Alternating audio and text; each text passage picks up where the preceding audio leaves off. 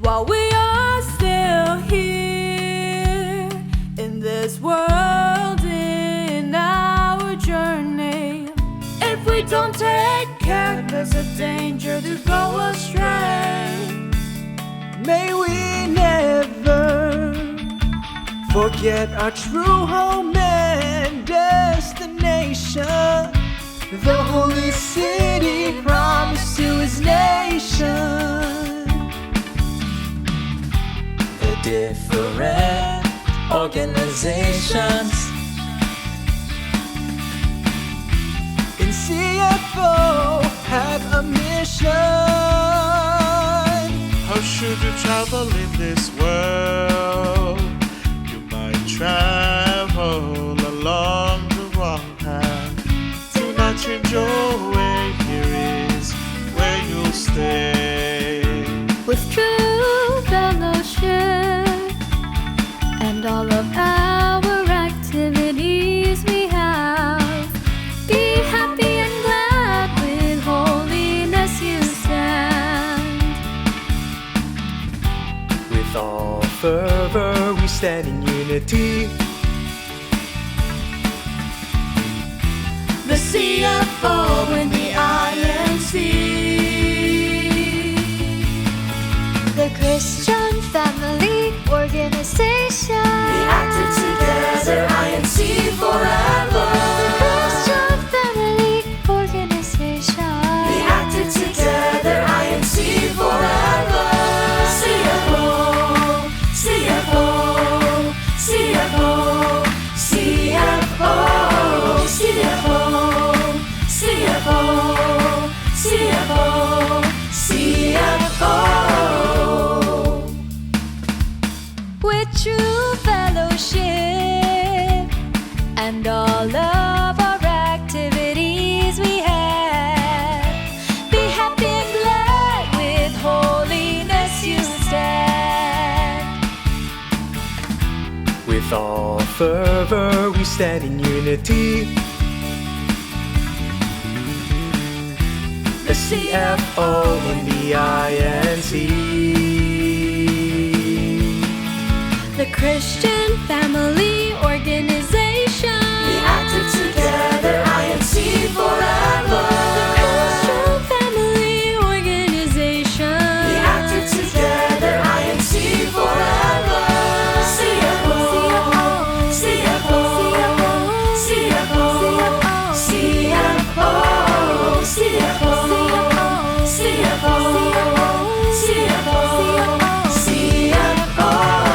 Christian Family Organization. Be active together, INC forever. Christian Family Organization. Be active together, INC forever.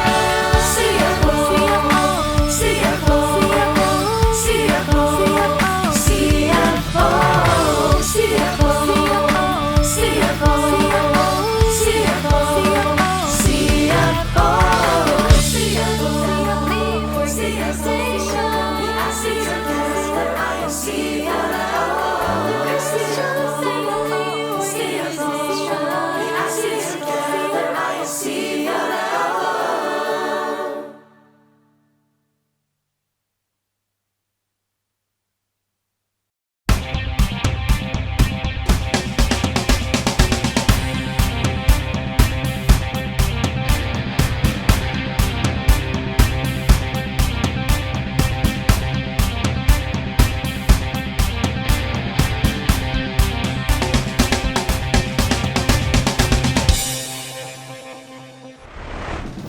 A great start for our viewers this afternoon as they go on with daily lives. On behalf of Sister Ella Ronquillo, I'm Brother Haji Rieta. This Monday, our brethren become all the more active as they take care of their physical, mental, and spiritual health through these activities.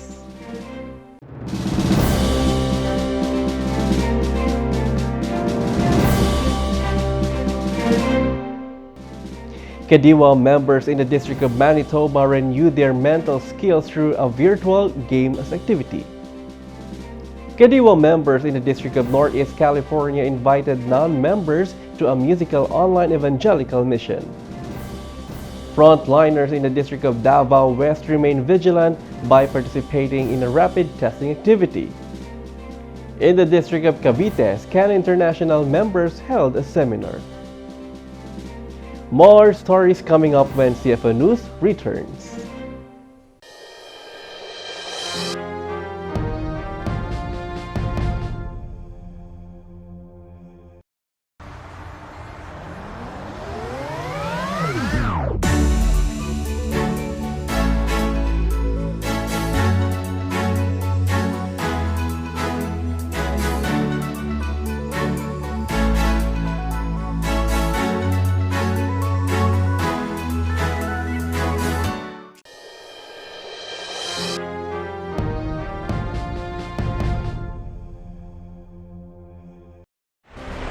Welcome back. To battle with the effects of too much isolation and loneliness, virtual games for the Kadiwa members were held in the District of Manitoba.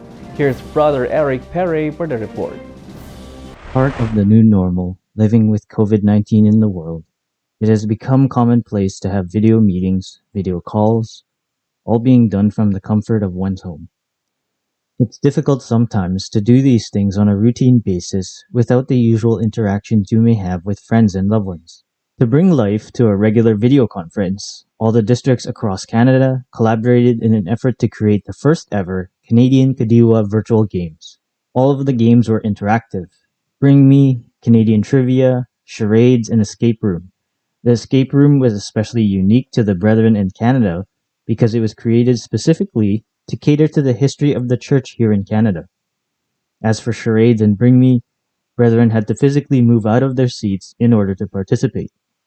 For Canadian Trivia, it tested the Brethren's high school knowledge. All of the games that were prepared were constantly practiced by the organizers from the 7 districts to ensure that everything went smoothly on the day of the event. Was the fact that this activity gave all the brethren the opportunity, fellow brethren of various districts, to work on team building across all of Canada.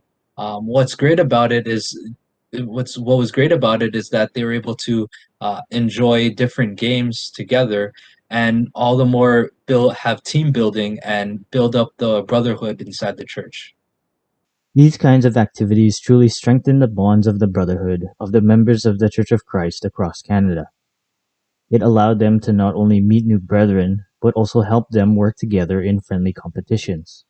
So what made this Kadiwa virtual games different than our previous meet and greets that we've done is that this one was a little bit more interactive. We got brethren to go into teams and to basically interact with each other in that way, where they're able to gather with different districts and form one team and work together through the games and complete those tasks and win the games. So in other past meet and greets, usually there were more on one-on-ones, but this time brethren got to meet a variety of more brethren and be able to meet more, basically, brethren to make more friends. The brethren are grateful to the church administration, led by Executive Minister Brother Eduardo V. Manalo, for allowing these kinds of activities to further strengthen the brotherhood and the faith of the brethren in this part of the world. From Winnipeg, Manitoba, Canada, I am Brother Eric Perret for Iglesia Ni Cristo News Network. A musical evangelical mission in the District of Northeast California enlightened the minds of the guests who attended. More details from this report. Many people all over the world continue to experience grief, hopelessness, and uncertainty as we deal with the effects of the pandemic, social unrest, and natural disasters. Despite dealing with these hardships, the members of the Church of Christ find comfort in knowing that they have God in their lives to help them through these difficult and uncertain times. The District of Northeast California celebrated their 45th anniversary with a special gathering followed by a musical evangelical mission. The special gathering was led by Supervising District Minister Brother Chris Lotoy. Those in attendance were reminded of the importance and urgency to share their faith with their friends, loved ones, and acquaintances. What motivates me to share my faith essentially is the realization that our lives, especially in this last year, can go in many ways that we don't predict. And from that, from my own personal experience of finding security, knowing that God's in my life and that He guides me and He protects me, that's something that I want many more people to be able to experience, especially those who I'm close to, my patients, and those people who I care for. Following the special gathering, the members of the Church of Christ were joined by their guests and attended the musical evangelical mission to use music to share their faith. The brethren presented a number of musical performances along with verses read by ministers of the gospel, which uplifted those in attendance and provided a message of hope. Yes, we had one guest attend, Sister Rosalind, and she really enjoyed the musical evangelical mission. She even contacted me afterwards, and then she had this message, happy 45th anniversary. Thank you very much for inviting me. I learned a lot and I was touched deeply. May God bless you and your family. And she actually recently agreed to become a Bible student to learn more about the church. The members in the District of Northeast California celebrate the 45th anniversary of their district through sharing what they value most in their lives, their membership in the Church of Christ. From the District of Northeast California, I'm Sister Nestle Cavero for the Iglesia Ni Cristo News Network. Kadiwa members in the District of Hong Kong stayed true to their promise to our Almighty God to spread His holy words through an online evangelical mission as campaigned by the church administration. Sister Evangelina Obra tells us the details. The Ecclesiastical District of Hong Kong successfully conducted online evangelical missions spearheaded by the Kadiwa members or those unmarried members inside the Church of Christ, ages 18 and above, and the Binhi members, ages 12 to 17 years old. It was officiated by Brother Jonathan Have, District Overseer of the Christian Family Organizations, or CFO, via video conferencing. To take part of the church administration's campaign to intensify the works of propagation of God's words despite the pandemic caused of the COVID-19, the brethren from each locale in the district didn't stop in participating in spreading God's words. Using the advanced technology, they were able to share the link of the video conference to their families, friends, and loved ones that are not yet members of the Church of Christ, not only here in Hong Kong or in the Philippines, but around the world, in order for them to know the truth about God and on how to be saved from Judgment Day. Even at an early age, brethren did their part in this holy endeavor. The Binhi brethren here in the District of Hong Kong prepared by having their own individual prayers to our Almighty God. They begged to God for His mercy and grace and prayed for this event to be successful. And they hope that they can invite a lot of visitors and guests. We hope that one day they can join us in the Church of Christ. The Binhi brethren also send invitations to the family members and friends who are not yet member of the church. They also gave the Church of Christ magazine and pamphlets for the guests to read and know more about the church.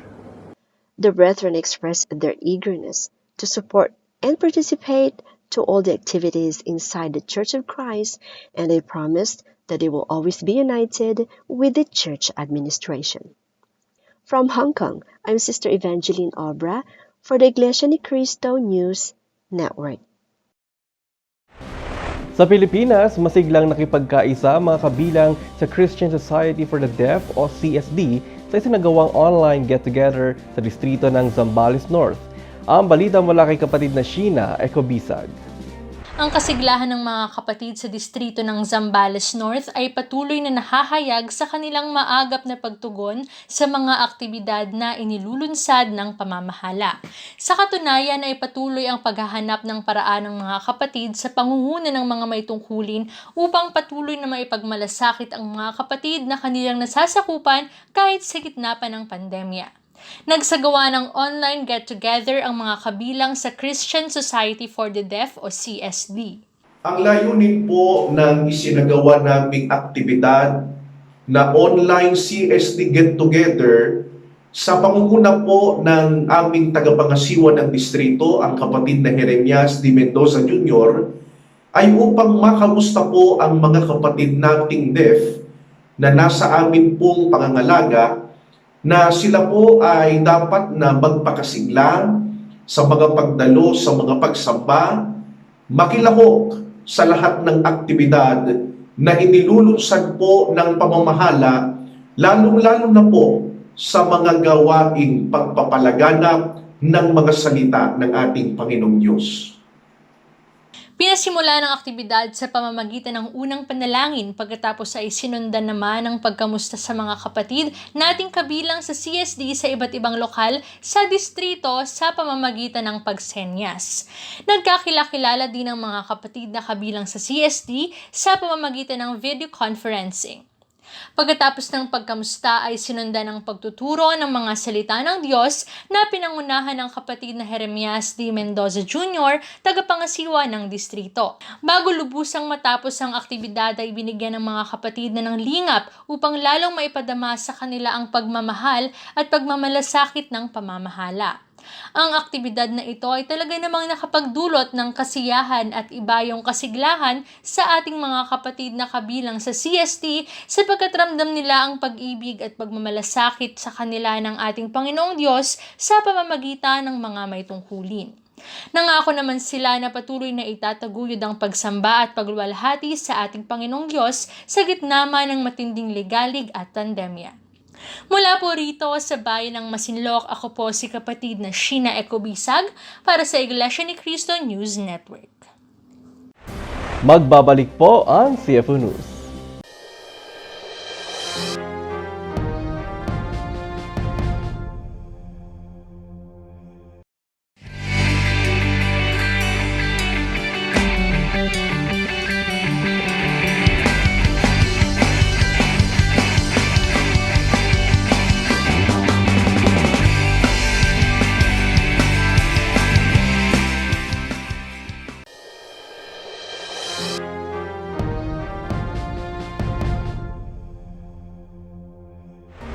Kayo po ay nakasubaybay sa CFO News.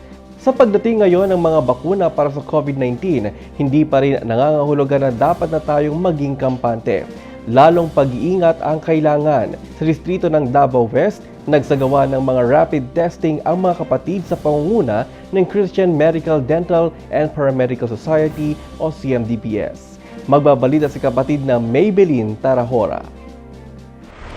Sa patuloy na paglaganap ng COVID-19 virus disease dito sa ating bansa, isa ang Davao City sa may maraming kaso ng nahawaan ng nasabing sakit.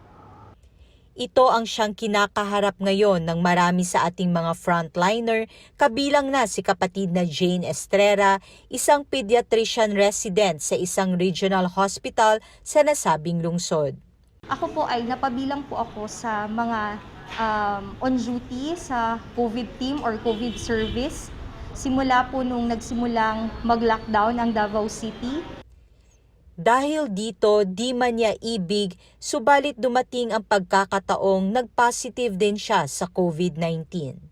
Nung gabing yon, na tinawagan po ako ng isa sa mga chief residents namin, wala po akong nagawa kundi umiyak. Tumawag po ako sa aking mga magulang, pagkatapos po ay nanalangin po kami ng gabing yon. Alam kong hindi ako pababayaan ng ama. Simula nung araw na nalaman ko nag-positive ako hanggang matapos yung quarantine ko, alam kong nandyan siya. Kahit may mga pagkakataon na bigla na lang po akong maiiyak, ang ginagawa ko na lang po ay nananalangin ako. Matapos ang lahat ng ito na kanyang pinagdaanan, lalo pang napatunayan ni kapatid na Jane kung gaano kahalaga na laging ligtas ang lahat laban sa naturang sakit. Kaya sa pasya ng pamamahala ng iglesia, nagsagawa dito sa Distrito Eklesyastiko ng Davao West ng rapid testing para sa mga ministro, ministerial worker, kasama ang kani-kanilang pamilya at maging ang mga naglilingkod sa tanggapan ng distrito. Dahil sa ganitong sitwasyon ngayon ng daigdig, nangangailangan tayo ng ibayong pag-iingat ng ating kalusugan dahil nga sa lumalaganap na karamdamang nakakahawa. Pinangunahan ng mga nasa Christian Medical, Dental and Paramedical Society o CMDPS ang isinagawang rapid testing. Sa pagkakataong yon, isa si kapatid na Jane sa mga physician na tumupad. Napakahalaga po nito sapagkat una sa lahat sa mga nagdodoktrina, sa mga nangangasiwa ng pagsamba, ay kailangan talagang matiyak po na nasa malusog na pangangatawan ang bawat isa sa amin. Bahagi po nito na hindi titigil talaga sa pagpapanat at paglapit sa Diyos dahil yun talaga ang proteksyon natin para makaiwas tayo sa lumalaganap na sakit at patuloy na makapaglingkod sa Kanya.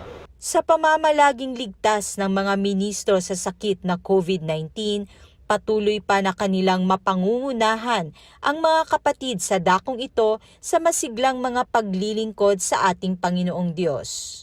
Nagpapasalamat tayo ng marami, una sa Panginoon Diyos, sa ating pinakamamahal na tagapamahalang pangkalahatan, ang kapatid na Eduardo V. Manalo. Nagpapasalamat na rin tayo sa pamunuan ng New Era General Hospital sa pangunguna ng kapatid na si Dr. Serge Santos. At nagpapasalamat din tayo sa tagapagugnay ng Kapisanang Pangsambahayan ng Iglesia ni Cristo, ang kapatid na Angelo Manalo. Mula po rito sa Davao City, ako po si kapatid na Maybelline Taroja para sa Iglesia ni Cristo News Network. Alamin naman natin ang isinagawang seminar ng Society of Communicators and Networkers o ISCAN International sa distrito ng Cavite. May report si kapatid na Vanessa Manjares. Maging handa sa panahon ng sakuna. Ganito ang mga kapatid na kabilang sa Society of Communicators and Networkers o ISCAN International dahil sila ang ilan sa mga pangunahing tumutulong sa mga kababayan nating nangangailangan ng tulong sa panahon ng kalamidad. Kaya upang lalong mapaunlad ang kanilang kakayahan at kaalaman ukol sa pag-rescue sa mga nasalanta ng kalamidad, isang seminar ang kanilang isinagawa dito sa Distrito Eclesiastico ng Cavite. Pinangunahan ito ni kapatid na Carlo Amadeus Berceles, katiwala sa mga kapisalang pansambahayan ng distrito. Ang pinakalayunin nito ay lubos na mabigyan ng kaalaman at pagkaunawa ang ating mga kapatid. Sa pangunguna nga po ng mga kapatid nating nasa ISCAN International, para sa ganung paraan, anuman ang maaaring maging kalamidad na darating, ay alam po ng bawat kapatid ang kanilang gagawin. Kabilang sa mga tinalakay sa seminar, ang ukol sa mga kagamitan na laging dapat nakahanda para sa anumang pagkakataon na kailanganin nila ang mga ito. Ipinaalala rin sa kanila ang mga pamamaraan ng pag-rescue at ang dapat nilang gawin sa mga panahon ng may kalamidad. Napakahalaga po sa amin ng seminar na ito para matutunan namin yung mga dapat naming mga gawin sa pagtupad ng aming mga tungkulin. Natutunan po namin na maging handa ang bawat isa sa amin sa mga kalamidad na mga padating. Natutunan din po namin yung na maghanda kami ng aming mga kagamitan na gagamitin namin sa aming mga pagtupad. Kahit ano po ang tulong nakakailanganin ng mga kapatid natin, lalo na sa panahon ng mga kalamidad at sakuna, ay ipaglilingkod ng mga nasa ISCAN International sa ganung paraan ay magawa ang kanilang pinakalayunin na saving lives is our priority. Mula po rito sa Bacoor, ako po si kapatid na Vanessa Manjares para sa Iglesia ni Cristo News Network. Tinuruan ng mga kabilang sa pagsamba ng kabataan kung paano gumawa ng healthy snacks sa aktibidad na isinagawa sa distrito ng Kabankalan City, Negros Occidental. Si kapatid na Lace Rodriguez para sa iba pang mga detalye. Dahil ang sakit ay walang pinipiling edad, ang malakas at matibay na resistensya ang kailangan ng ating katawan. Kaya ang tamang ehersisyo at masustansyang pagkain ay nakakatulong upang mapaglabanan ang iba't ibang karamdaman. Mas mainam na ang naihahanda nating pagkain ay nasisigurado nating malinis at masustansya, lalo na para sa ating mga kabataan na nakastay at home pa rin. Kaya upang sa murang edad pa lang ay maibahagi na sa mga kabataang Iglesia ni Cristo ang mga kaalamang ito, ang Distrito Eclesiastico ng Kabankalan City, Negros Occidental ay nagsagawa ng PNK Healthy Snack Preparation. Mahalaga po na sa murang edad nila ay matutunan na nila ang paghahanda ng masustansyang snack o pagkain.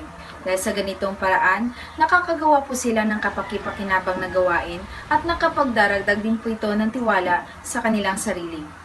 Binigyan ng pagkakataon ang mga munti nating kapatid na maihanda ang kanilang pagkain. Sa pamamagitan ng mga simpleng sangkap, katulad ng tinapay at gulay, ay sila mismo ang nagluto at gumawa ng kanilang pagkain. Ang magkapatid na Ron Harmel at Shania Mir Infante ay masayang naghanda ng kanilang healthy snacks. Bago po tayo magsimula, kailangan po muna natin maghugas ng kamay. Mula sa paghuhugas ng kanilang mga kamay, ay sinigurado nila na malinis ang mga ingredients at mga gamit panluto. Masayang nagtulungan ang magkapatid. Ipinakita rin ng iba pa nating mga kapatid ang iba't ibang healthy snacks na maaaring gawin sa sarili nilang tahanan. Natutunan ko po sa aktibidad namin na hindi lang po masarap at nakakabusog ang kinakain naming mga bata, kundi kailangang masustansya din po ito. Nagagalak po ako na nakasama ang aking mga anak sa mga aktibidad na inilunsad ng pamamahala katulad ng paggawa ng healthy snack. Malaking tulong po ito para sa amin na sila ay nagagabayan sa loob ng iglesia habang lumalaki. Ang ganitong aktibidad ay naglalayon na maituro at maipaunawa sa mga nasa pagsamba ng kabataan ang halaga ng pagkain ng masusustansyang pagkain upang mamalaging malakas, malusog ang kanilang pangangatawan. Mula po rito sa Kabankalan City, ako po si kapatid na Lace Rodriguez para sa Iglesia ni Cristo News Network. Sa distrito ng Coronadal City, South Cotabato, isang dental healthcare seminar ang pinakinabangan ng mga kapatid. May report si kapatid na Ros Galapon. Ayon kay kapatid na Sheila Marida Mandaman, isang Doctor of Dentistry at Pangulo ng Kapisan ng CMDPS sa distrito ng Coronadal City, South Cotabato. Ngayong pandemic ay malaki ang adjustment at risk para sa kanila ng mga dentista na mag-practice. Kaya ang Philippine Dental Association at World Health Organization ay inirekomenda ang teledentistry. Ngayong pandemic kasi, ang laki ng adjustment, especially sa aming mga dentist. First and foremost, alam natin na yung COVID-19, ang source niya is nasa mouth. So, very critical yung case for us as dentists during magpa-practice kami. Especially kung aerosol procedures yun, like pasta, cleaning, ganyan. So, ang ginawa ng Philippine Dental Association and World Health Organization, yung kanilang panukala is to, first is, pag mga hindi naman masyadong emergency cases na patient, we can do teledentistry. Ibig sabihin, online consultation for all the patients na may concern about their oral health, like sumasakit ang ngipin. Pwede silang kumonect sa lahat ng mga dentista online. Mula po sa bayan ng Banga na pinaka-host site, ay nasaksihan ito sa lahat ng lokal na sakop ng distrito. Layunin ng nasabing aktibidad na mapaunlad pa ang kaalaman ng mga kapatid sa pangangalaga ng kanilang dental health at magawa rin nilang maikonsulta ang kanilang mga pangangailangang dental.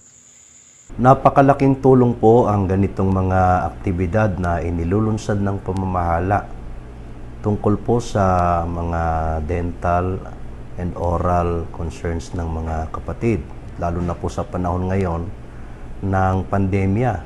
Napaka-risky po na ang isang tao, maging ng mga kapatid natin, ay magtutungo pa doon sa mga dental and oral centers. Sa pamamagitan po ng ganitong mga online seminars and consultations ay naitatanong po ng mga kapatid sa mga kinaukulan ng kanilang mga concerns hinggil sa kanilang dental and oral concerns. Mula po rito sa Banga, South Cotabato, ako po ang kapatid na Ros Galapon para sa Iglesia ni Cristo News Network. Magsisimula tayong muli ng panibagong linggo at nagpapasalamat kami dahil muli nyo kaming sinamahan sa hapong ito. Nawa ay nabigyan namin kayo ng inspirasyon at pag-asa upang magamit nyo ito sa araw-araw na pamumuhay. Subaybayan nyo rin po kami sa INC Radio DZM 954, gayon din sa ating official YouTube channel at ilike ang ating Facebook page. Sa ngalan ng kapatid na Ella Ronquillo, ako po si kapatid na Haji Rieta at ito ang CFO News.